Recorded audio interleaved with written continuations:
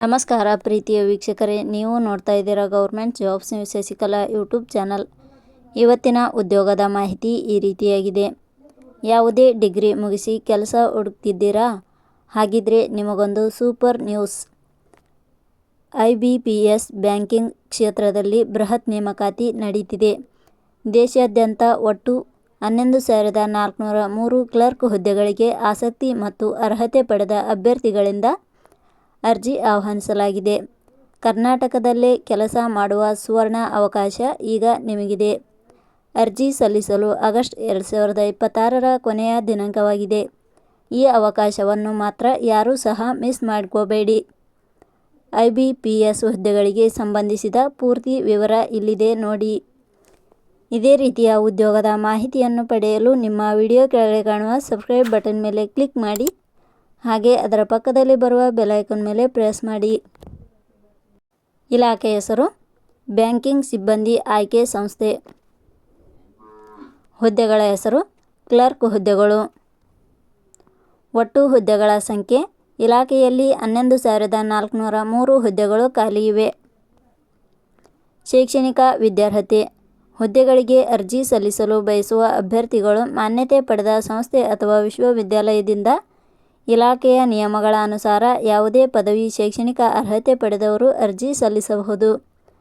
ಹುದ್ದೆಗಳಿಗೆ ಸಂಬಂಧಿಸಿದ notification link ನಮ್ಮ ಟೆಲಿಗ್ರಾಮ್ ಚಾನಲ್ನಲ್ಲಿ ನೀಡಲಾಗಿದೆ. ಅಲ್ಲಿಂದ ಡೌನ್ಲೋಡ್ ಮಾಡಿಕೊಂಡು ಹೆಚ್ಚಿನ ಮಾಹಿತಿ ತಿಳಿದುಕೊಳ್ಳಬಹುದು. ವಯೋಮಿತಿ. ಹುದ್ದೆಗಳಿಗೆ ಅನುಗುಣವಾಗಿ ಕನಿಷ್ಠ 18 ವರ್ಷ, ಗರಿಷ್ಠ 35 ವರ್ಷ ನಿಗದಿಪಡಿಸಲಾಗಿದೆ. ವಯೋಮಿತಿ ಸಡಿಲಿಕೆ ವಿವರಣೆ. ಬ್ಯಾಂಕಿಂಗ್ ಸಿಬ್ಬಂದಿ ಆಯ್ಕೆ ಸಂಸ್ಥೆ ಇಲಾಖೆಯ ನಿಯಮಗಳ ಅನುಸಾರ ವಯೋಮಿತಿಯಲ್ಲಿ ಸಡಿಲಿಕೆ ಇರುತ್ತದೆ. ವೇತನ ಶ್ರೇಣಿ. ಆಯ್ಕೆಯಾದ ಅಭ್ಯರ್ಥಿಗಳಿಗೆ ಇಲಾಖೆಯ ನಿಯಮಗಳ ಅನುಸಾರ 24,050 ರಿಂದ 64,480 ರೂಪಾಯಿ ವೇತನ ಶ್ರೇಣಿ ಇರುತ್ತದೆ. ಅರ್ಜಿ ಸಲ್ಲಿಸುವ ವಿಧಾನ. ಹುದ್ದೆಗಳಿಗೆ ಅರ್ಜಿ ಸಲ್ಲಿಸಲು ಬಯಸುವವರು www.jobsexplain.com ವೆಬ್ಸೈಟ್ಗೆ ಭೇಟಿ ನೀಡಿ ಅರ್ಜಿ ಸಲ್ಲಿಸಬೇಕು. ಆಯ್ಕೆಯ ವಿಧಾನ. ಹುದ್ದೆಗಳಿಗೆ ಅರ್ಜಿ ಸಲ್ಲಿಸಿದ ಅಭ್ಯರ್ಥಿಗಳನ್ನು ಇಲಾಖೆಯ ನಿಯಮಗಳ ಅನುಸಾರ ಪೂರ್ವಭಾವಿ ಪರೀಕ್ಷೆ, ಮುಖ್ಯ ಪರೀಕ್ಷೆ ಹಾಗೂ ದಾಖಲಾತಿ ಪರಿಶೀಲನೆ ಆಧಾರದ ಮೇಲೆ ಆಯ್ಕೆ ಮಾಡಲಾಗುತ್ತದೆ.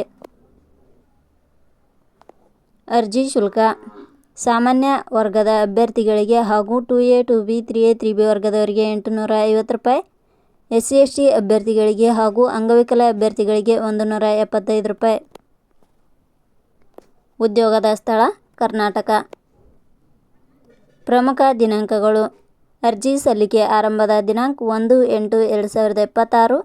ಅರ್ಜಿ ಸಲ್ಲಿಕೆ ಕೊನೆಯ ದಿನಾಂಕ 21/8/2026. ಕೊನೆಯ ಪದಗಳು.